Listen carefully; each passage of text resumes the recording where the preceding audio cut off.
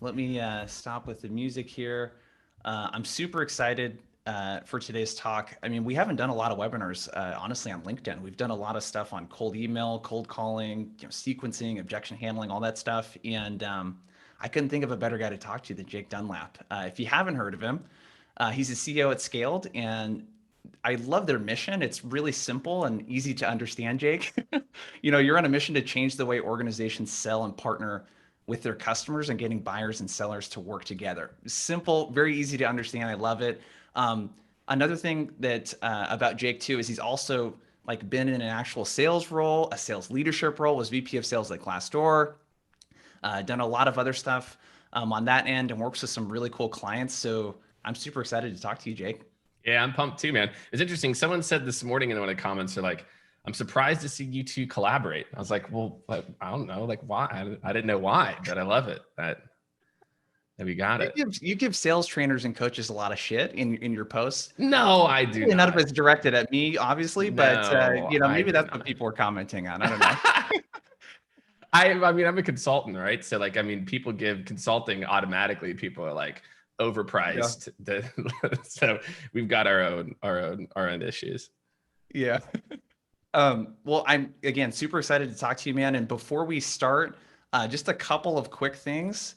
I'm going to use the Q&A function here in Zoom to try to get to your guys' questions. So if you got a question that pops up, throw it into the Q&A button there in the bottom of Zoom. We'll try to get to as many of them as we can. And I figure a good place to get started, Jake, would be, I think a lot of people probably saw us posting on LinkedIn, I'm assuming, like that found out about this webinar. But dude, why should we care about LinkedIn? I know a lot of people Yeah. consume content on LinkedIn, but why should people care about being engaged and like creating content and like posting stuff on LinkedIn? Yeah. Yeah. I mean, each person's going to have their own target audience, right? And for some of you, Yep. maybe LinkedIn is not going to be the best. Now, what most people don't realize about LinkedIn is that most people on LinkedIn are actually lurkers, meaning they don't Yep. actually post. But if you go and look at their activity, LinkedIn's the only platform that lets you see everybody's activity, which is Yeah. kind of wild, right? Every like, Yep. every comment is there to see. And what you'll see is that, man, the amount of people that are active on LinkedIn, I think it's like less than 3% are like consistently posting, something like that. But, the amount that are active is, quite a bit. And so I feel like if you're in B2B, and candidly, I think there's a crazy market for B2C folks out there to be, Oh, really? educators and, like own the garden supply business in Marathon, Florida. Um, you know, so I think that there's an opportunity all over the place. But the other thing about LinkedIn to understand is LinkedIn is the one of the only places social media wise where you can get free traffic. I would say where organic posts without having to pay to play can still really win. LinkedIn and TikTok are probably, Clubhouse now too, I'd put in the mix, are really like the best platforms to get organic traffic, and you can target who you're reaching out to. There's another platform. You're like, who I sell to is directors of operations of companies this size, right? Like there's no other world where you can go run a search in Sales Nav and you can go do that. So to me, that is, there's a lot of, I'll get into a shit ton of other reasons why, but that's the Yeah. like the main reason. So I love all that. The targeting thing is, I mean, for B2B, it seems like a no-brainer. The ability to like really drill in, find companies, people, put content right in front of them or put it right in their inbox. What would you say to someone though that maybe comes from more traditional industries that are a little more old school, maybe not super tech savvy? Because I hear that excuse all the time. So it's this like excuse of, you know what? My audience, they're not tech They're savvy. They're not probably on. not sitting at, like, you probably hear this all the time. What Of do you say course, to yeah. people like that? Just test, validate, like don't Mhm. take, what LeVar Burton say in Reading Rainbow. Don't take my word for it. Like, don't just listen to me. Shout out to Reading Rainbow for those of you who remember Yeah. LeVar Burton and Reading Rainbow. But I feel like just test. And what I want you to do is just go find 30 people maybe that you sell to, and don't go look at their posts. Just go look at their activity. And if less than 5 or 10 are active, then look, maybe there's a better platform for you. But here's how I would think about it: that there's a lot of people that are, again, they're active, they're just not posting. And that's fine, because that means when you if you connect with them and you post, they will see your content. And that is really what you're trying to do. The goal with LinkedIn for a lot of people is to really understand it's not just about being famous or building your brand. It's about your digital reputation. For many of you professionals out there, if I Google your name, there's a high likelihood LinkedIn is going to be the top result or one of the top results. And so, what I tell people is, you have a digital reputation, whether you want one or not. And taking control of that and making sure when people look at you, they see a thought leader, right? An industry expert is what the goal of LinkedIn actually is today. And there's finding jobs. That's a whole other component of it. But, you have a chance every single day on LinkedIn to connect with more and more of your relevant audience, just the right people, not the masses, and put out content for them to see free organically. Last year, I generated 11 million free impressions. For 11 million, LinkedIn terms, that's almost like $350,000, $400,000 in paid. If I paid for that same traffic on LinkedIn, and it's taken time, right? This is going into almost year 3 of posting almost every day, but the business impact is super, super real. So the reputation thing, I think, is super interesting. And I saw you put that in the LinkedIn post. Do you remember companies like reputation.com, like maybe 8 to 10 years ago, where you pay them a shit ton of money and they would kind of game the SEO system? Yeah. I remember this. Yeah. So I used to work with some of those companies when I was a marketing director, and it was kind of cool at first, but the part that wasn't so great is when someone actually went to the links, the content was really bad. Right. It actually had probably a worse effect. And right. This digital reputation component, I think this is a good kind of segue into this next question. How do you think about the branding component of when people Google you, should they see someone that is a sales expert? Should they see someone that is a marketing expert? Should they see someone that is an expert in helping? What should people find when they're doing research on you? Because buyers will definitely do that research. Yeah, now that is a great question. So here's what I tell people. You get to pick, meaning be thoughtful. And so what I tell people, especially sales, right? Because there's a lot of, sales influencers and talking heads and, people, I guess, I'm one of them, probably. You're maybe considered one of them too. But guess what? My audience is CEOs and sales and marketing leaders. So that's why I talk about sales. On the flip side, if I was a rep or even a manager or executive at a company that sold industrial equipment to the farming industry, I would never talk about sales once.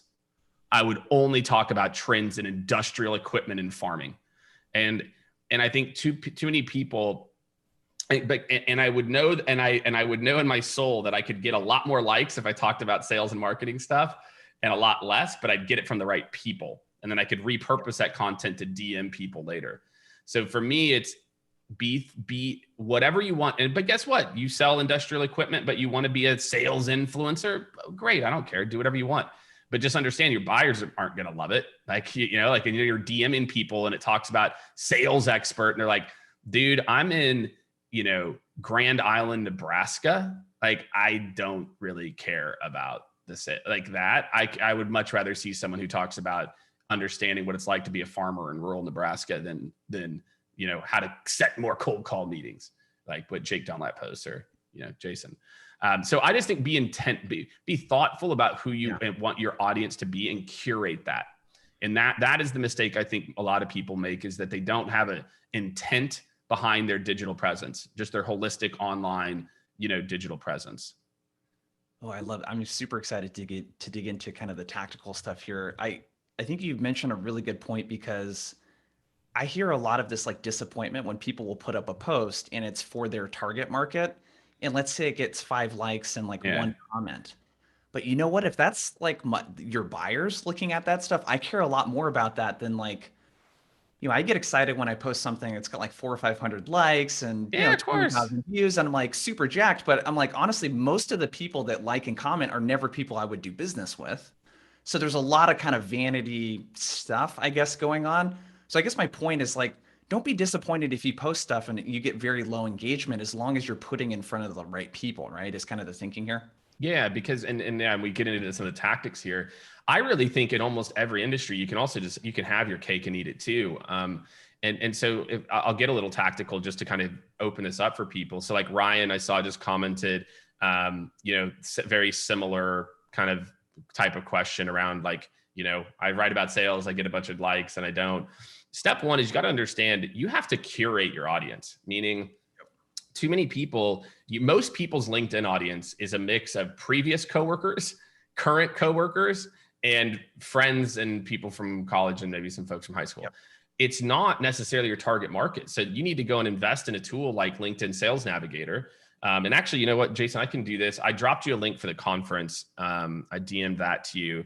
But I'm also going to drop a link where people can get Sales Navigator for free for 60 days.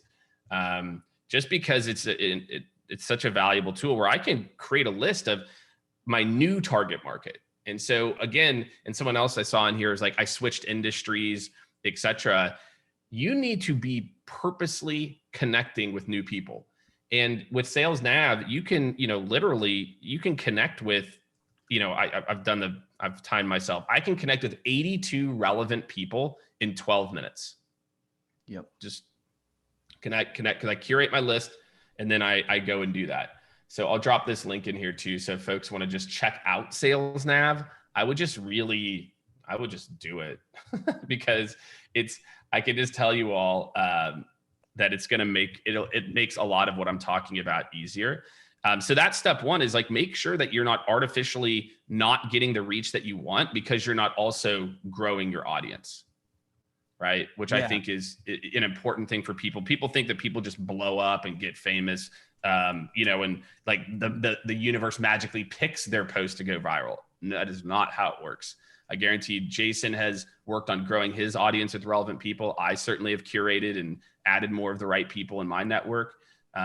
So yeah, you've got to be purposeful about growing your network in your space too. Yeah. Do you want to go ahead and drop that link in, Jake?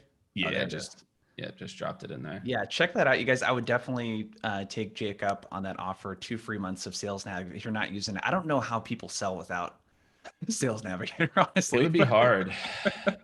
Yeah. So don't send in mails though. So Michael did that. So just Sales Nav for me is not about the ability to send in mails. It's about the ability to do list creation and curated commenting and liking. One of the new features with Sales Nav that's awesome is once you build a list, let's say of your target audience, on the home screen, there's now a filter. You click leads and then you click alert type and you put lead shares and leads in the news.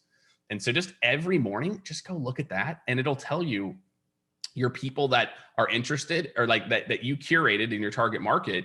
And you can literally just go comment and like their posts every morning. And that's kind of what we encourage people. So if you go to the home screen, Jessica, I'll repeat it. You go to the home screen on LinkedIn Sales Nav, you'll see there's a filter. You'll already see your feed. And then there's options for the type and you just hit leads and then you hit alert types and lead shares as a part of it. I can share it on my screen too. That's fine. Sure. Do you want me to do that? I know we didn't test it. I don't want to. Let me make you co-host. I'll just show people what I'm doing. I don't want this doesn't have to turn into an advertisement for Sales Navigator, but it is kind of great. All right, there we go. Can you all see my screen? Yep. Cool. So it's just right here. So this is my home screen on Sales Nav. And you can just see here, leads, alert types, lead shares, lead news, apply. So and now, I was just going to say, then guess what? Let's say I'm trying to get a meeting here with Dan. Okay. Check this out. Then what it does is it pops it up over here. I don't even have to leave. And by the way, what you're going to see is almost all of your target audience gets almost no likes and no comments.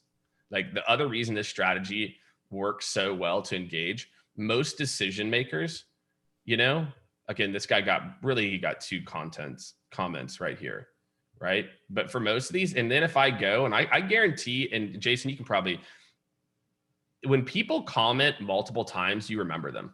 Like if there's that, like, that you know who your probably serial commenters are, right? Good and bad.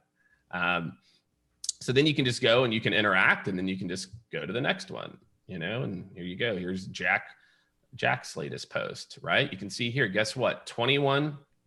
Yep. And absolutely no comments other than his own. And so this to me is like the number one way, like as you start to really think about how you're going to generate meetings with bigger and bigger companies, it's you build, we call it, you build a little bit of relationship capital first, you interact a couple of times, then you go to the DMs.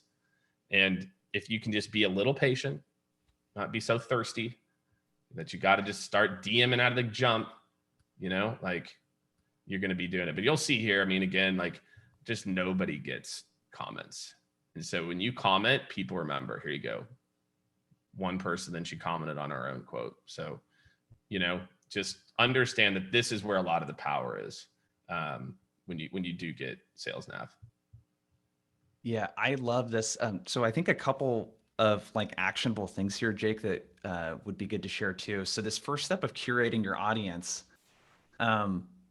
I think a really underrated thing to do that people don't is at least the prospects you're interacting with and the decision makers at those companies, you should at least be sending connection requests to those people, right? Like anyone that you're interacting with during the sales process. I know that sounds like a really obvious thing, but I find that people don't really make a point of like adding people on LinkedIn that they're engaging with, like just prospects. Right. So at a very minimum, that's a great place to start. You know Yeah, what I mean? exactly. Yeah, like because that's a the other bare things minimum. Yeah. And the other things that are going to pop up when those alerts in Sales Navigator is that you're going to have prospects that you're currently like doing outbound with, and you're going to get notified of certain triggers and like things that pop up that'd be really good to mention in LinkedIn messages, cold emails, cold calls, etc. But is there any other insight you have around audience building? Is there anything that we should think about in terms of tactically, like if you had to pick how many people per week or per month maybe, or a range, or how we should think about the volume part of it? I know it can differ, in a lot of different scenarios, but how do you think about like how many people you should be connecting with? As many as possible. I mean, like, is there any advantage to not having the biggest possible network in your industry? The answer is no, right? Like I said, if I were new to an industry, if I were new to a space, I would do what I just said. I would be connecting with 50 plus people every day. And then over the course of a period of time, I'm going to have a network of super, super relevant people. Yeah. And the key, I think there you said, is like the relevant piece. I mean, would you even go as far as like unconnecting from people that are like from previous jobs, prospects, or like anything else like that that's not relevant to what you're doing right now? Not really. Not until you get to 30,000 connections, right? Okay. Like once you get to 30,000 connections, you can't, just so everyone knows, on LinkedIn, you can't have more than 30,000 connections. And for 99.9% of you, you'll never hit that threshold, right? And then what we do is every like 6 to 8 weeks, myself or someone on the team will just go and, then like, that's when we started like unconnecting with like, just random people I accepted 8 years ago or something, software engineer from whatever. But yeah. So let's get to something that many people feel is very controversial that you have very simple advice on, because Chris and Teddy are kind of asking this. So we connect with them. Do we just send a blank connection request? Because you said 82 in an hour that you could do. 82 in 12 minutes. Yeah, 82 in 12 minutes. 82 in 12 minutes. 12 minutes. Yeah. No. So here's the advice that I give. And I was talking as Morgan Ingram and some other folks who've also done this. Assuming your profile and headline, again, I want you to keep, Taha, the limit isn't 100 a week, it's 100 a day, just FYI. It's like you can usually send out. But that's not even true. It actually will reset after like 4 to 6 hours usually. Yeah. The worst thing you can do is send a copy and paste message. Like I think Morgan did a study on that. Morgan Ingram, if you don't know Morgan, follow him for sure. And found that like that is the worst reply rate, is if you send them like a copy and paste, like, I think we're in the same industry and have synergies. There's nothing that says, I know I'm going to get a DM from this schmuck Like, I know that we're in the same industry and might have synergies. There's a 1000% chance that person's going to DM me. Especially if you use the word synergy. Yes. Or like, oh, or I like to connect, or like-minded. If you use like-minded or whatever, I know what Jim's going to do immediately next. His bot is going to DM me. And so we've just found that assuming that your headline is good, you've got a good head. Because think about what a connection request come across. It's your headshot, and it is your byline, right? Your headline. As long as that doesn't have a picture with you at your best friend's wedding with your arm around them like this, that's cut off here in your tuxedo, and your headline says senior account executive, people will connect with you more frequently than you might think. And what I want people to think about is, that's instead talk about the impact that you have. Like, I partner with executives to do this thing. I do this to go do this thing. So a connection, most people don't send a message. And then on the flip side, if you're going to make it hyper customized, Jason, I've sat in on your last 2 sessions. They're really amazing. I want to make sure I get all the updates for your most relevant posts. I love what Jake Dunlap said about this. Thanks. So it's either hyper personalized or nothing. That's it. No in between. Right. But again, it goes back to, in that same 12 minutes, how many hyper customized messages could I send? 4, maybe 4. If that, yeah. 3. Cooking, man, maybe okay. 4. So I connected with 82 people here, and you tried to connect with 3. If we fast forward a week and a month, how much bigger is my network over here? I love what Ryan dropped into the chat. Perfect. I think he's these difficult times. I know he's got to be playing around here. I hope so, Ryan. But I know some people are looking at that like, oh shit, that's what I said. That looks like my DM, my insert DM here. And don't DM people immediately after connecting. That's rule number 2. Please just don't. So a couple quick questions, because I've seen people kind of in the chat and with the Q&A. What's your hot take on LinkedIn automation tools? I think the key is to make sure you use them smart. I'm all for anything that can automate mundane behind the scenes tasks. I'm not for using LinkedIn tools to interact with people. I think that's where the automation to me can help you with some of the connection request stuff I'm talking about. If you don't want to take the 12 minutes, there's some different tools that can do that. And it can help with, there's a tool that we can use that will help to scrape the likes and commenters, like the people. It just is like a time savings things that, that would be the where my suggestion would be to start and stop, is use it to automate the mundane, not the human interaction. I love that. It's great advice. There you go, Jeff, Victoria. That's the answer to your question. And then the second part, if we start to talk about the profile, which I'm glad you brought up, because if you're going to send blank connection requests, you better have a good headline and like a good profile, because they're probably going to click through and like look at that, or at least the headline they're going to look at to make sure. Can you give us some tips on, like you said, headline and like headshot? Is it worth a rep to invest, $50, $100 into getting like a professional headshot, or like what kind of quality are we talking here with the headshot? Yeah, I would. Because I was just pulling up my phone, because I'm like, most of you have, in this phone here is like a better camera than like 99% of like other cameras. Yep. So I think you need something that shows a little bit of personality. It's not overly stiff either. You don't have to be like the person who's like, like you're like that, if that's not you. But I do believe that showing a little bit of personality is a good thing. But no, you don't need to. If you don't feel comfortable taking the picture, or having a loved one or someone take the picture, then yeah, I think it's worth $50 all day long. If it's going to increase because again, I'm telling you, we've had people who've done it by doing the things I'm talking about. Your connection request accept is going to double just by changing your headshot and your headline. I promise every single person on this webinar, we got a few, 300 now. All of you are going to immediately up your game if you do that. I promise you, you will see a meaningful increase in the accept rate. Like my blind accept rate is like between depending on the audience, like 40 to 60%. Now, granted, look, I'm a CEO, all these other things, right? So, Yeah.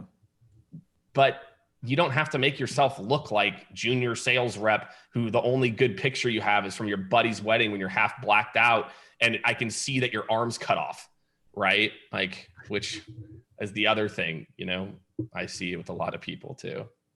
Yeah. So I was struggling to find it. I mean, I just paid a company, I can't remember, but they source photographers for you. And it's like $35 I love it. minimum for like a headshot. And that's the headshot I have on my LinkedIn profile. I do look a little pasty. That's my only complaint. The profile Have pic, them like but turn up. Yeah, they can, yeah, the they can saturation. help you with that. Yeah, the saturation. So you guys definitely it's worth investing in, or use the portrait mode on your iPhone. Can you just share a couple real quick? Because I know you have some good advice here. What are some examples of bad headlines? Like, what are some stuff you see reps doing that's just bad? Like Senior account executive, executive, job sales development representative. Do you think a VP at a company is like, oh, Rachel's a senior business development executive. I can't wait to connect with her. Of course not, right? Like, so just think about real simple. What's the impact? You know, and there's a lot of like, I help blank to do blank, which drives blank outcomes. Just a lot of people are doing that, you know, so you just think about the outcomes that you produce. Like I work with executives on, you know, ways to better automate mundane tasks around finance, or say something like that. Yeah. So, So there we go. avoid the job title. I dropped the link in there, you guys, for shoot.com is pretty good. They're not a sponsor or anything like that. But like really, really good stuff there. Is there anything else around, because we got a couple questions around this. Ryan was asking in the Q&A here. So do you need to engage with people before you connect? Or are you fine with just sending the blank connection request? Don't need to follow them beforehand or like or comment or do any of that kind of stuff? No, I don't think you need to do any of that stuff ahead of time. People, it's always interesting. And then I talk to the people who are really like, my network, I know the people. Like, God, I feel like it's like, what year is this, dude?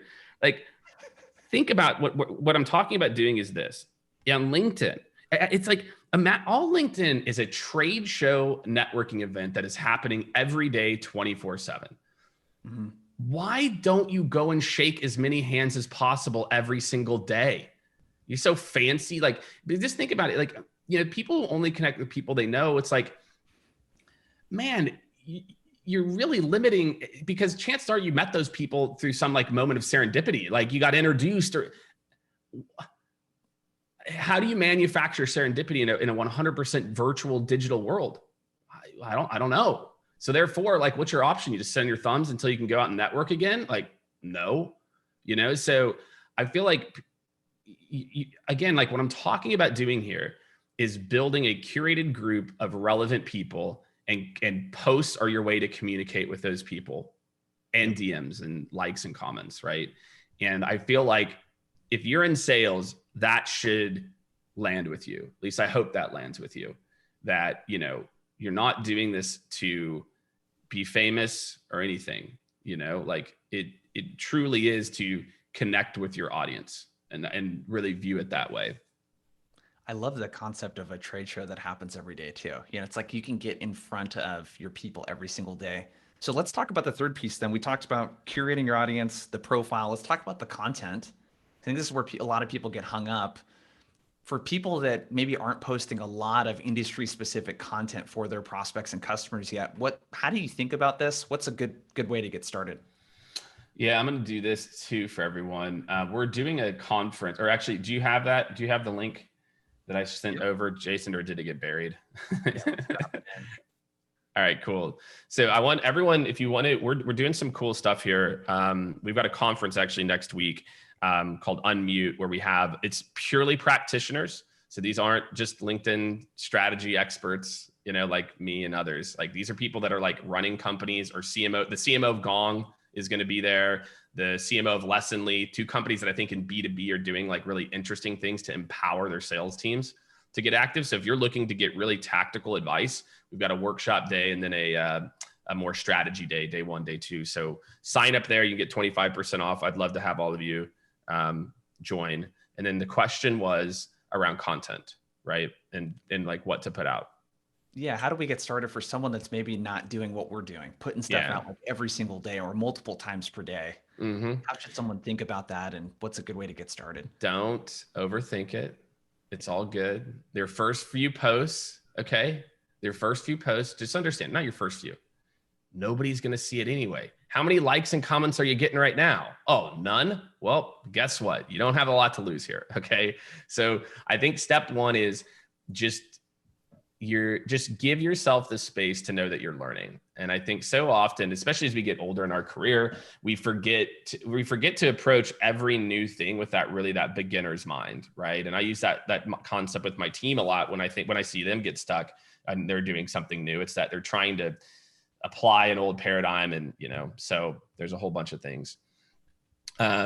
So the next thing is write what you know.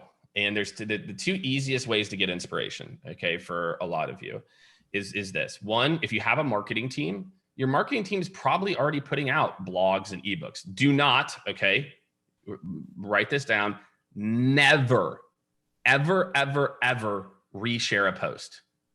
Ever, okay? Let me tell you what. Now, look, if you want to just do it to do it, fine. LinkedIn's algorithm hates it, like with a passion.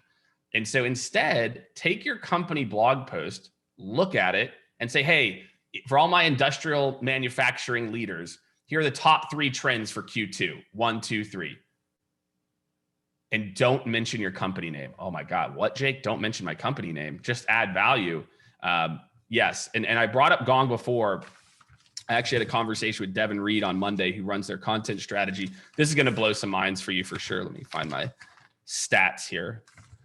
It is for Gong, and they've just seen such an increase. And this is what they teach their reps, what they learn too. Less than 20% of their posts have that they post have a link in them. A marketing team is posting consistently posts that don't have links. So reshares and links, LinkedIn hates. So instead, just go paraphrase, just go borrow something. You could drop a link in your, yes, Marcus. Yeah. Sharing your own post again for more views equals bad. Yes, correct. That is a factual statement. Instead, just copy and paste the old post like it's a new post and hit post. Yep. Right. Like, so that's what you should do. The second, so if you have content, you find a cool piece, just summarize it. And if it's a third party, you want to give credit, just drop some credit in the comments. That's fine, right? Or if you learn something, just share it. Hey, I learned this trend today. I thought it was cool. You don't have to share a link. People want to hear from you. They want to hear original thought. And then the second place to find inspiration is your day-to-day. Meaning, for me, and this is where I find my inspiration, is if you go and you look at my posts, I'm not one of those people who schedules all my posts on a Sunday. I don't, right? I like writing posts. That's fun for me. And I have a random conversation about blah, and then I just post an insight. You go talk to a buyer, they tell you something interesting, go post about it. I just had a great conversation with Susan Smith, blah, blah, blah. Here are the top 2 trends I see for blah, So yeah, those are my two easiest ones. Your day-to-day. There's things that you talk about that other people will find interesting. And then there's content that already exists that you can just comment on, and add your commentary as a post. Those to me have been the two easiest ways. And then whenever we do this for clients, what we do, Jason, and you could do this for yourself even, you could just turn the camera, is we'll just do a 15-minute interview with an executive or a team and say, great, just tell us about trends and whatever. And then they just start dropping knowledge. We're like, and there's 15 posts right there. Yeah. So. Yeah, I love this. Like the day-to-day thing, especially for you guys, we're salespeople, right? Think about the most common questions you get asked in a sales call. Like those are all different variations of posts right there. The most common dude, great call out. Like when you're many of the companies here, because I looked at a couple, it's like your company takes a pretty strong stance on like, hey, this is the old way of doing it. We're doing it the new way. Here's the right way. Here's the wrong way. Like think about stuff that you hear from prospects or things you see competitors doing. Even you wouldn't call out a competitor specifically, but like stuff that you disagree with. it doesn't have to be perfect, and I think that, Jake, a lot of people have fear over like, oh, I post something on LinkedIn, there's kind of a short tail organic, component to the post, and that I posted, it's going to be gone in like 2 days. What would you have to say about someone that's like worried about like, well, if I post and stuff, it's only going to be good for 2 days? Like, how do you get more mileage out of like the content that you create? Yeah. Well, one, there's no other platform where you even get 2 days worth of reach. So Yeah. like that just tells you the value of LinkedIn, right? Clubhouse is zero residual. It's like the extreme other end, right? But I want you to think about that. Like the LinkedIn has the longest half-life of any platform, right? The other thing that we do too is that there's a tool called Shield Analytics that we use, and Shield basically is it's like $10, $20, I don't know, remember, $20 a month, something like that. And it basically is like an analytics platform for LinkedIn personal pages. So I use that then, and we'll go. Yeah, there you go. Jason dropped it in. Don't sign up for Shield until you're ready to start getting serious. Like don't do it in your first 30 posts. Just explore, experiment, etc. Don't get hung up on the data early. And then we can then go and pull back some. We call it the greatest hits. So once a week we'll post a greatest hit. We'll post something that popped maybe a year ago or a year and a half ago, and we'll try to like recycle it, or like a version of it, or I'll update it, with something that it's like the post. I had a post yesterday. Yesterday was the greatest hits. Yesterday I had a post that was a greatest hits. We did we changed up some of the verbiage on it, but that post, the greatest hits, pop again, like every single time. Now there's certain ones we don't recycle if we just feel like it's just not relevant, but it works, quite a bit. Yeah, I've been starting to do this too, and I think people have this weird feeling, hey, if I repost something again, won't people notice? And you know No, what? None of us are Beyonce here, where like people are hanging on to like everything that we post and listening to every word we say. Well, maybe for you, Jake. I don't know. Just no, don't. they don't. I've never had anybody. I don't think I've ever, you know what I mean? Like so that post from yesterday now is up to almost 1,000 reactions and comments. It's at 900 between the two. And that was a greatest hits post.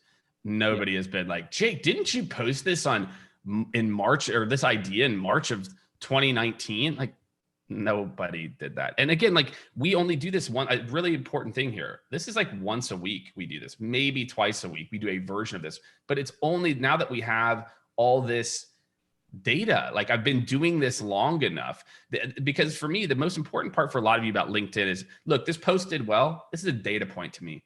I don't get high on my own supply. I'm not like, oh, look at me, I'm a thought leader. Oh my gosh, I got 50,000 views on this post. I had a post last year that got over 2 million views. One post. I wrote it on the Tuesday at like 1 p.m. It was just about my salaries of my first 7 jobs and how I took jobs not to make more money, but to get more experience. That it's like I've given this advice a million different ways, and for some reason, because it had salaries in it, it popped. Like, and the same thing, if I get a post that gets 24 likes, data point. It's just data point. You know what I mean? Like, so. No, I think all great points, man. If we kind of shift into kind of this fourth point of how do we take the content that we're creating, how do we drive engagement, and like kind of the prospecting piece of this? Yeah. How do you recommend people use LinkedIn from a prospecting standpoint to get meetings? How does that typically happen? Maybe start with what you see that's going like really bad. What are people doing terrible in the prospecting department when it comes to LinkedIn? Here, real quick, some people said that the code wasn't working. So just anyone, try just Jake25. And then anyone who signs up now, if you do end up paying full price, just DM me. DM me and I'll make sure you get a refund. There we go. So yeah, please sign up. Don't let the 25 off. Don't let it deter you. Sign up now. Go ahead. The phone lines are open. Sign up now. So yeah, I think there's just a few things that can just kind of steer you the right way. One, don't connect and pitch. Okay. When you connect, just connect. Okay. And then that's when you try to interact a few times, or even if they haven't accepted your request, you can start to interact with them. So that would be my advice. If they are somewhat active on LinkedIn, instead of going straight to call, email, and by the way, this is another point I'll make real quick. Everyone's strategy should be an and strategy. Calls, emails, and LinkedIn. Too often, what I see right now, there you go. If you sign up now, you can have 2 friends for free. Is too often, most companies don't have a cohesive LinkedIn strategy, period. They're out there in mail. They don't have any clue what's happening. And then they've got a call and email strategy over here. Best in Class weaves these together. And Best in Class is like, I start, and if they're active on LinkedIn, like, comment, interact maybe once or twice over the course of like the first week and a half, and then DM them. Guess what? How many of you get a response on your first how many of you does it still take like a week and a half or 2 weeks for them to respond to your typical sequence? All of you. So why not, if you can, if they are somewhat active, even and by active, I mean just liking and commenting on posts, why not just comment and build a little bit of capital before you go and DM them? That's it. That's all I'm saying to do. And there's a couple things I saw. I was paying attention to the chat over here. I love LinkedIn voicemails, right? If y'all don't know what LinkedIn voicemails are, what I would do is go to LinkedIn. It's only on the mobile app. So you go to the mobile app, got it pulled up. You click on messages. Okay. Messages there. Then click on a person you want to send. You could click on me or somebody if you're connected. You can only do this to first-degree connections. So that's important, right? I need to be a first-degree connection to send you this. Okay. So I can do 2 things. If you go to compose, you'll see, let me see, here's a guy who just hit me up with a message about something. There's a little microphone button down here and a plus button with a camera. And so I can send a personalized video or just a personalized voicemail. So I love that,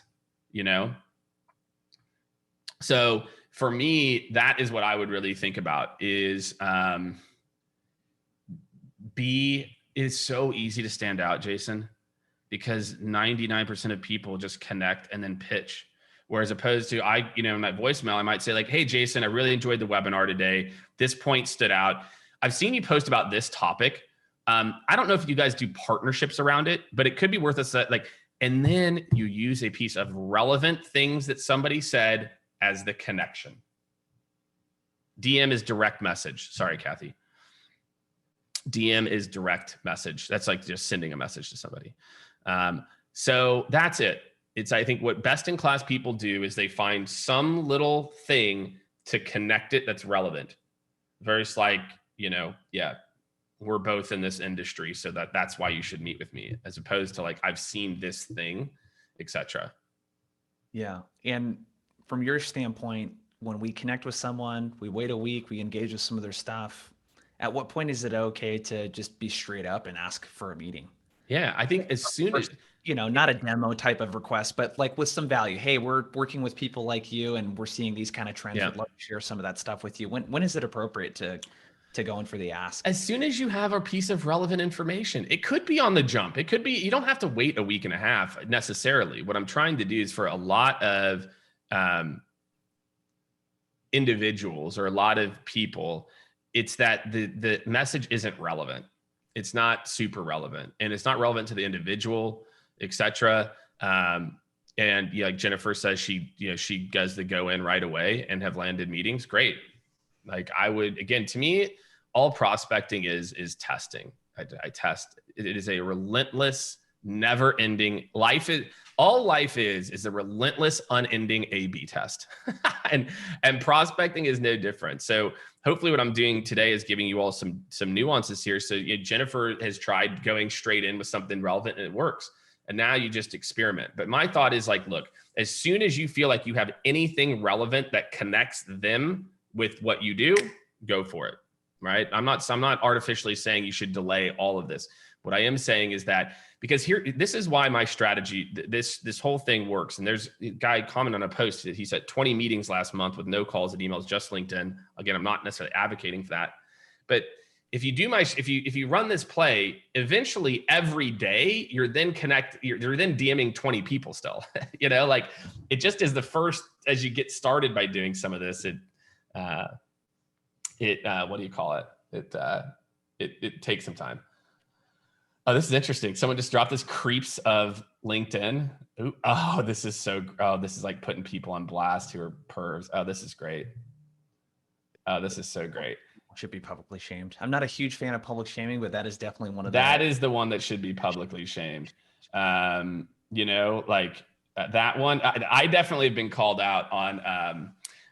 There's another one called Best of LinkedIn, which is not anything like this at all. It's just making fun of people like me who post, like inspirational posts, and I don't know if you've been featured on Best of LinkedIn or not, Jason, but it's like a badge of honor. Apparently, Jake. Huh? Not as cool as you, apparently. No, it's like it's a shame, like they're definitely not they're not big Jake Dunlap fans sometimes. That's but funny. No, it's not a creeps of LinkedIn, but I will go check that out now. One thing I want to point out too, and just reiterate what you said, is that you mentioned the word and being kind of the prospecting guy. Dude, there's nothing wrong with you connect with someone, you have some good back and forth on LinkedIn, and picking up the phone and calling them and say, hey, Jake, I thought I'd do this the old fashioned way. We had some good banter on LinkedIn. Exactly. Here's what I'm kind of seeing and what I'm thinking. Do you want to set That's up the play? We can unpack this a little bit. I mean, it's doing that stuff beforehand and having a value add where it's like, bam. And just so you know, one thing I do that's not super fancy, I share when I connect with someone, the first thing I do is I share with them a piece of content. Exactly. And all it is a Google document. Here, actually, let me show you guys this because I want you to like see that this stuff doesn't need to be fancy. Here, let me share this real quick. So let me share my screen. I send them a link to this, and it's got a shortened link that looks like this. I send this stuff to VPs and directors of sales, and they freaking love it. And I say, hey, I have some really good content. It takes 5 to 10 minutes to consume on cold email, cold calling. Might be good to, send to your team. You want me to send it over? Yeah. And I send this, and people are usually like, oh man, like this is awesome.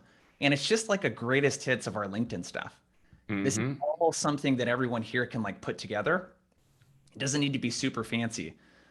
So you could put together some of those roundup posts, put together some of your company stuff in there, and make that the first thing that you share, and people will be like, oh shit, like exactly. Jake's way different than every other interaction I have. And then it's really easy actually to ask for a meeting.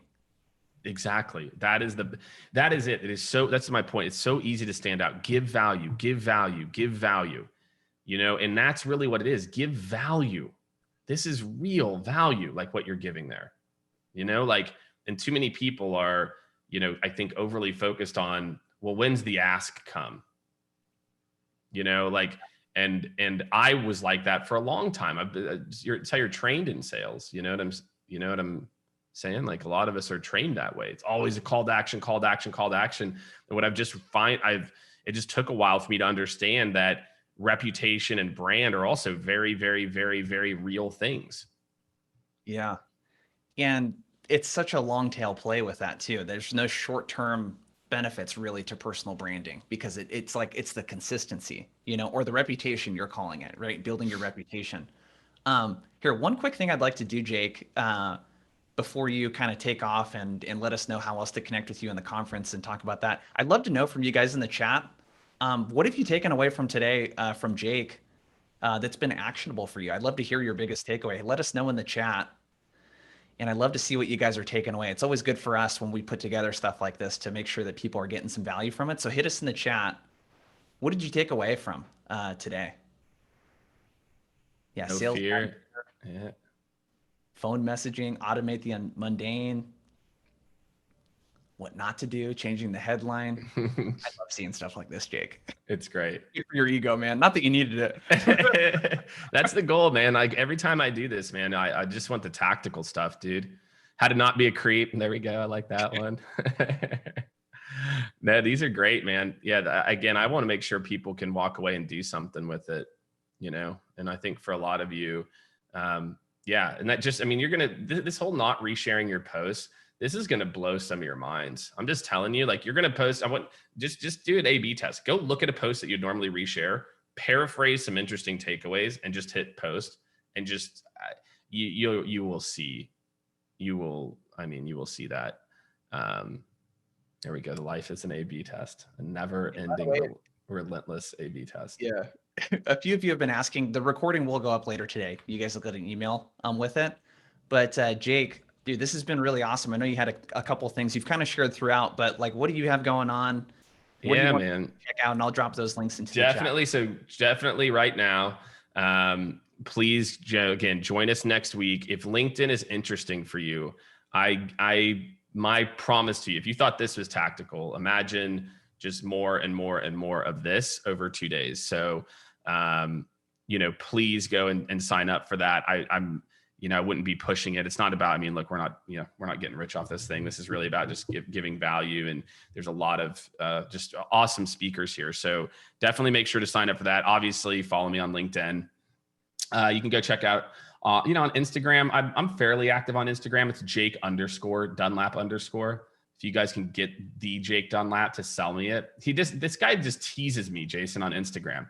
Like I'll DM him like every 6 months. I'm like, dude, sell me your Instagram. It's like, maybe later. He doesn't even post, it's like, come on, Jake, we got the same name, bro. Tell me, hook me up. So, but yeah, and YouTube, I think, is another place, man. I've invested a lot of time. I've got probably almost 400 videos up there. Ryan, he won't even listen to offers, is the frustrating part. Like the guy with Jake Dunlap Twitter came in at like $3,000. I'm like, okay, how about 300? And so yeah, go check out YouTube too.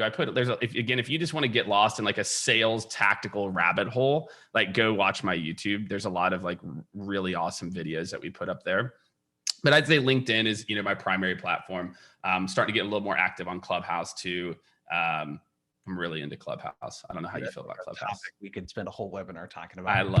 I'm into Clubhouse. So definitely check me out on LinkedIn. It's just Jake Dunlap. Just go to type in Jake Dunlap. It's the first one, or / Jake Dunlap. Drop the link for Instagram and YouTube there, which is great. And then definitely join us for the conference next week. But I really love this. Great questions, everyone. Way to be selfish. I love it. I love it in these, when people are selfish, they ask questions that are personal to them. And if for some reason we didn't get to your questions, there's a lot in there. Like someone had a post about company pages. Just DM me on LinkedIn. It might take me a week or so to kind of get to it. But if you DM me, I commit, I'll answer as well too. 100%. You'd love it. There's been a ton of actionable stuff here, and just check out Jake's conference.